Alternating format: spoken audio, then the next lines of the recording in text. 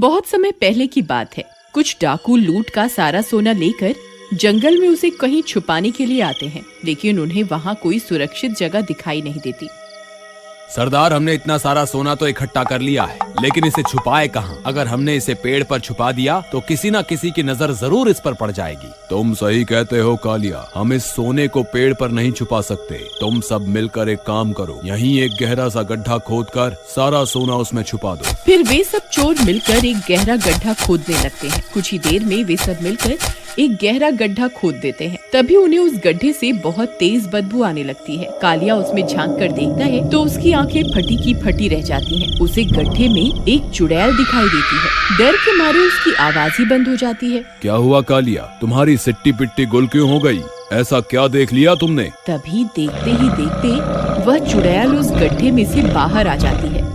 वह आकार में बहुत बड़ी होती है। वह सब डाकू बहुत डर जाते हैं और दुम दबाकर वहाँ से भागने लगते हैं। अरे भागो रे, ये तो कोई चुड़ैल है, ये तो हमें कच्चा ही खा जाएगी। सरदार जल्दी यहाँ से भागो। हाय भागो रे, सबके सब यहाँ से निकलो, जल्दी जल्दी भागो। फिर वे सब किसी तरह वहाँ से अपनी जान बचाकर भाग जाते हैं। अरे सरदार, हमारा सारा सोना तो वहीं रह गया, अब क्या करें? अरे कालिया, सोना तो हम फिर से लूट लेंगे, अभी अपनी जान बचाना ज्यादा जरूरी है। हमें यहाँ से निकलना होगा, हो सकता है वो चुड़ैल हमारा पीछा कर रही हो। वे सब लोग उस जंगल से बहुत दूर भाग जाते हैं।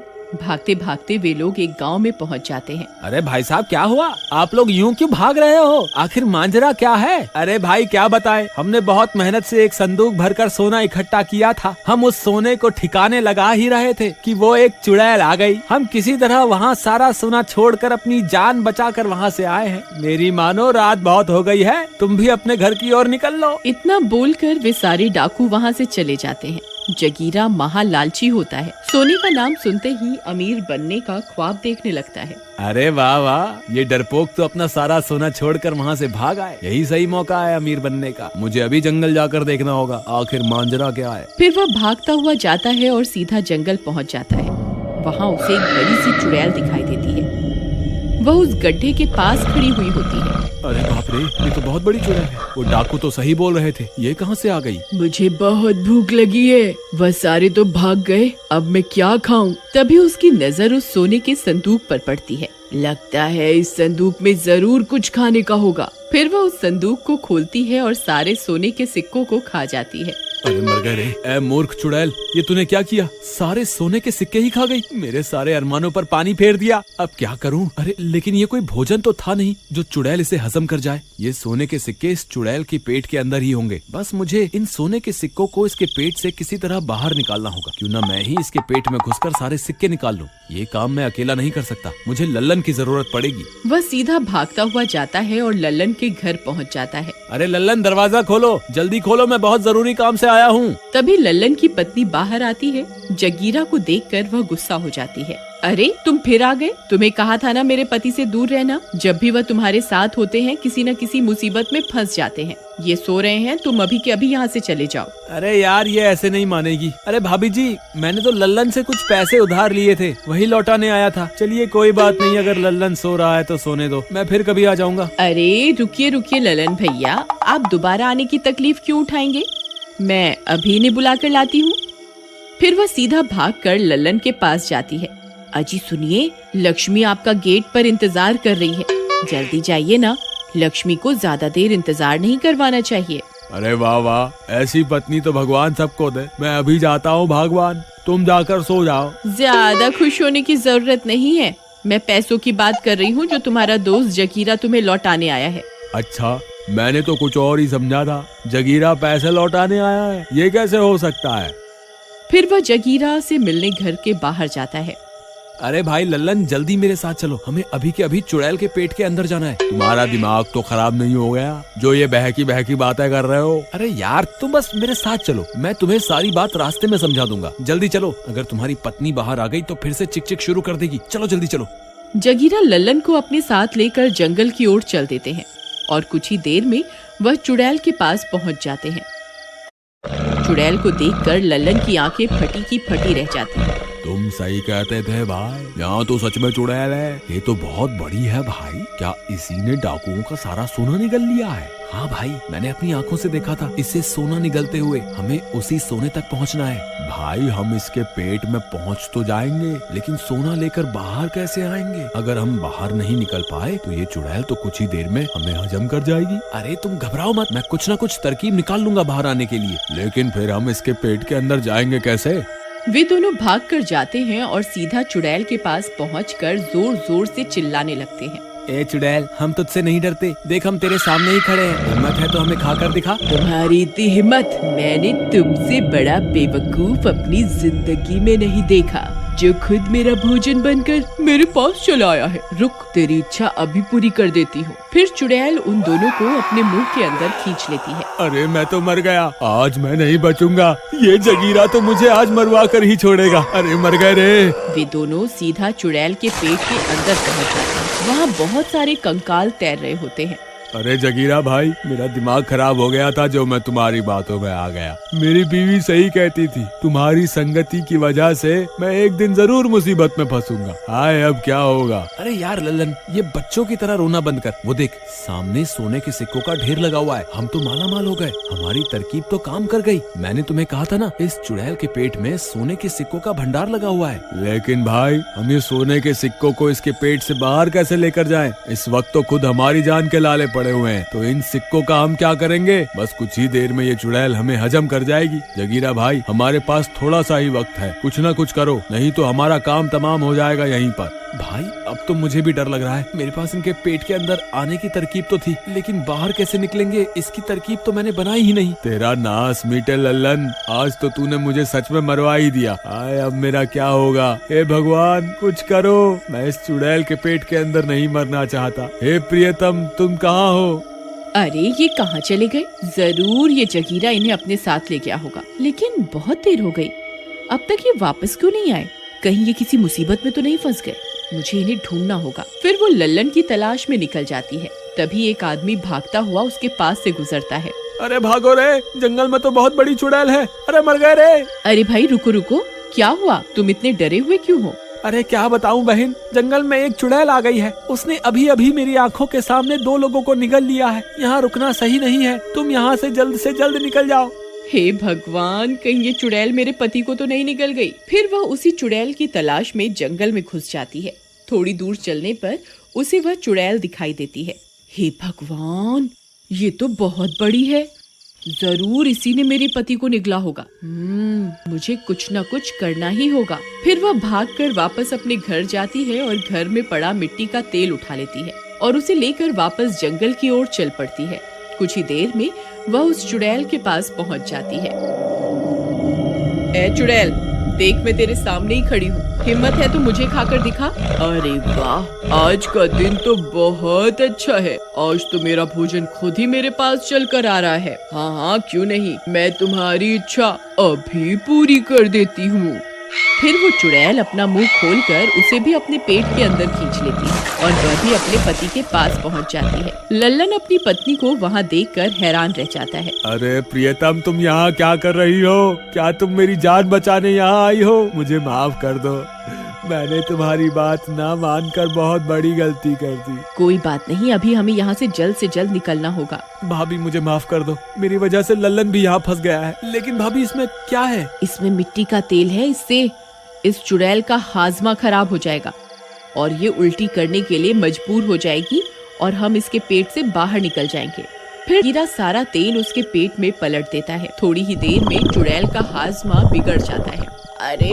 अरे ये मुझे क्या हो रहा है? ये अचानक से मेरा मन उल्टी करने को क्यों होने लगा? फिर चुड़ैल उल्टी करने लगती है। मुझे लगता है ये चुड़ैल उल्टी करने वाली है, हमें तैयार रहना चाहिए। अरे भाई रुको, हमें जल्दी से सारा सोना इकट्ठा कर लेना चाहिए। लगता है आपने अभी भी सबक नहीं सीखा। अजी सुनिए, आप चुपचाप यहीं खड़े रहिए, हमें बस यहाँ से बाहर निकलना है। हमें सोना नहीं, अपनी जान ज्यादा प्यारी है। आप चुपचाप यहीं खड़े रहिए बस। ठीक है भगवान, पत्नियां हमेशा ठीक ही होती हैं। हम आदमी ही उन्हें समझ नहीं पाते। फिर जगीरा सोने के लालच के चक्कर में सोना इकट्ठा करने लगता है। तभी वो चुड़ैल उल्टी कर देती है और लल्लन और उसकी पत्नी को बाहर उगल देती है। बाहर निकलते ही वे दोनों वहाँ से भाग जाते हैं, लेकिन सोने के लालच के चक्कर में जगीरा वहीं फंस जाता है। अरे चुड़ैल, तेरा नाश मिटे, मैं तो यहीं रह गया। कृपा करके फिर से उल्टी करो ना। ए चुड़ैल, फिर से उल्टी क्यों नहीं कर रही? ए भगवान, मेरा लालच तो महंगा पड़ गया। ए भगवान, अब मैं क्या करूं? यहाँ से बाहर कैसे निकलूं? जगीरा को लालच की वजह से अपनी जान से हाथ धोना पड़ता है।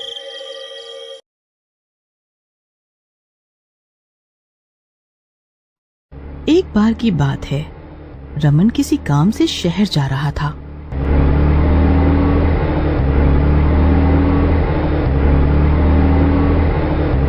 तभी एक सुनसान रास्ते पर पहुंचकर उसकी कार अचानक से बंद हो जाती है। ओफो, ये कार को क्या हुआ? ये अचानक से बंद कैसे हो गई? लगता है आगे के इंजन में ही कोई दिक्कत है। इतने में एक बड़े बड़े दांत और लाल आंखों वाला भूत आ जाता है।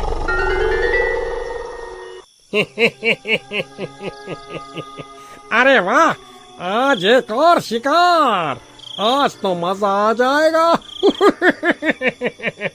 वैसे भी मुझे काफी दिन बीत गए किसी मनुष्य का गोश्त खाए हुए। आज तो मैं जी भर कर खाऊंगा। चलो, अब मैं जल्दी से इसका पेट्रोल चुरा लेता हूँ। और चुपके से रमन की कार का पेट्रोल की टंकी से पेट्रोल चुरा लेता है और रमन को पता चले बिना वहां से चुपके से निकल जाता है। रमन कार को ठीक करके वापस गाड़ी में बैठकर आगे चल देता है। रमन अभी शहर पहुंचा भी नहीं था कि रास्ते से अंधेरी रात हो जाती है और मौसम भी बहुत खराब हो जाता है। बाहर तेज तेज बारिश और बिजली कड़क रही होती है।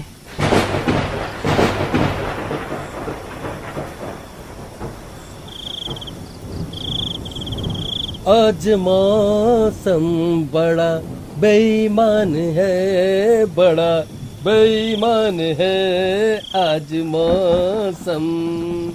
आज तो मौसम बड़ा ही खराब हो गया। लगता है जल्दी ही ठीक नहीं होने वाला। बस अब तो किसी तरह जल्दी से शहर पहुंच जाऊं। तभी रमन का ध्यान उसकी कार के फ्यूल मीटर की ओर जाता है। अरे, इस पेट्रोल को भी अभी खत्म होना था। अब मैं पेट्रोल कहाँ से लाऊंगा? यहाँ तो आसपास कोई पेट्रोल पंप भी नहीं है।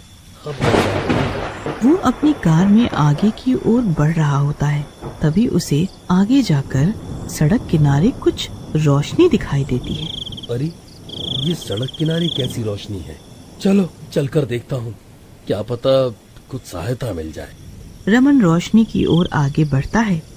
रोशनी के पास पहुंचकर, अरे वाह, कितना किस्मत वाला हूँ मैं जो मुझे यहीं पर पेट्रोल पंप मिल गया। चलो अब जल्दी से पेट्रोल भरवा लूं। वैसे भी मैं बहुत लेट हो चुका हूँ। वो पेट्रोल पंप के अंदर जाता है। अरे, ये कोई पेट्रोल पंप है या कोई खंडहर? इतना डरावना है ये। इतना कहकर जोर जोर से आवाज लगाता है। हेलो, कोई सुन भी रहा है मेरी आवाज या नहीं? क्या कोई है भी यहाँ पर? हेलो। तभी अंदर से एक आदमी निकलकर बाहर की ओर आता दिखाई देता है। चिल्ला क्यों रहे हो भाई? बताओ क्या काम है? क्यों चिल्ला चिल्ला कर मेरे कानों के पर्दे फाड़ रहे हो? बाप रे, ये आदमी दिखने में कितना भयानक है। आदमी का चेहरा डरावना और भयानक होता है। जी, मुझे पेट्रोल चाहिए, यहाँ मिलेगा क्या? हाँ हाँ, क्यों नहीं मिलेगा? बताओ कितने का भरूं? 500 रुपए का डाल दो। ठीक है, लाओ, पहले पैसे दो। लो, ये पकड़ो पैसे और जल्दी भरो पेट्रोल, मुझे लेट हो रहा है। तभी अचानक फिर से तेज बिजली कड़कती है। मुझे नहीं लगता कि ये मौसम जल्दी ही ठीक होगा। रमन आदमी से पूछता है। अच्छा भाई, ये बताओ कि यहाँ पर कोई टेलीफोन है? मुझे कॉल करनी है किसी को और मेरे फोन में बैटरी खत्म हो गई है। हाँ, उस कमरे में टेलीफोन रखा है, जाओ जाकर कॉल कर सकते हो। रमन कॉल करने के लिए कार से उतरकर कमरे की ओर जाता है। रमन की कॉल नहीं लगती। वो वापस आता है और उस आदमी से पूछता है। क्यों भाई, पेट्रोल भरा कि नहीं अभी तक? हाँ हाँ, क्यों नहीं मिलेगा? बताओ कितने का भरूं? 500 रुपए का डाल दो। ठीक है, लाओ, पहले पैसे दो। लो, ये पकड़ो पैसे और जल्दी भरो पेट्रोल, मुझे लेट हो रहा है। मुझे देर हो रही है। हाँ, मैंने पेट्रोल भर दिया है। रमन वहाँ से कार लेकर निकल जाता है। थोड़ी दूर पहुंचकर ही अचानक रमन की कार बंद हो जाती है। अरे इस कार को आखिर हो क्या गया है? यह बार बार बंद क्यों हो जा रही है? कहकर रमन फ्यूल मीटर देखता है। अरे ये क्या? इस आदमी ने तो मुझे बेवकूफ बना दिया। मुझसे पैसे भी ले लिए और पेट्रोल भी नहीं भरा। तभी अचानक फिर से जोर की बिजली कड़कती है और किसी की जोर जोर से हंसने की डरावनी आवाजें आती हैं। अरे ये क्या? ये कैसी आवाज थी? नहीं, शायद मेरा वहम होगा। तभी सामने से वही पेट्रोल पंप वाला आदमी कार के पास आकर खड़ा हो जाता है। रमन उसे देखकर चौंक जाता है। तुम यहाँ कैसे? तुम तो पेट्रोल पंप पर थे ना?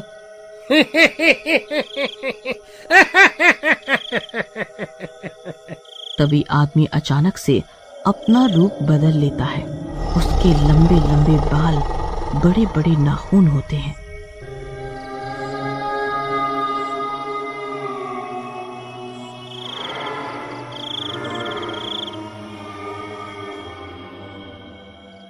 रमन उसके बदले रूप को देखकर, ओह, ये क्या? तुम्हारी शक्ल तो बिल्कुल किसी भूत सी लग रही है। तुम कोई भूत हो क्या?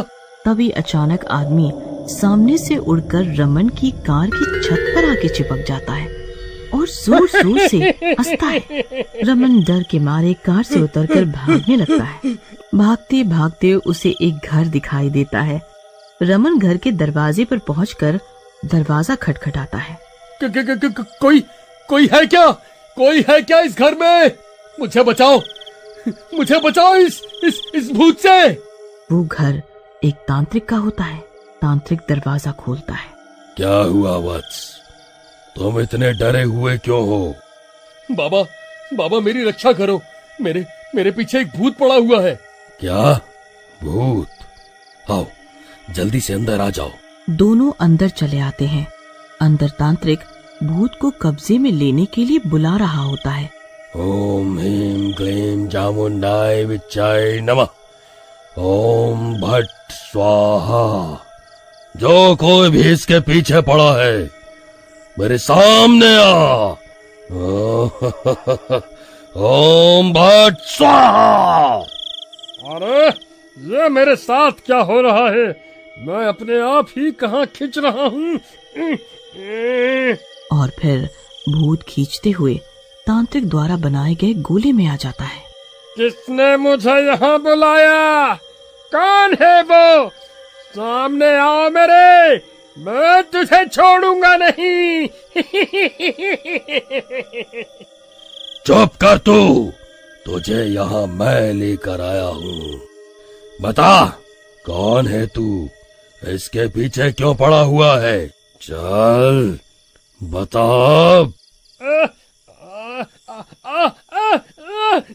नहीं, रुको, मैं सब बताता हूँ, रुको। मैं पहले एक पेट्रोल चोर था। मैं लोगों की गाड़ियों से पेट्रोल चुराता था और उसे अपने गांव में अच्छे दामों में बेचता था।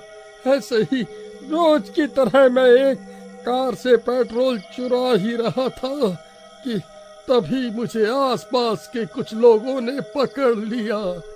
वो लोग मुझे मारने पीटने लगे। मैंने उनसे बहुत विनती करी कि मुझे मत मारो, मुझे छोड़ दो।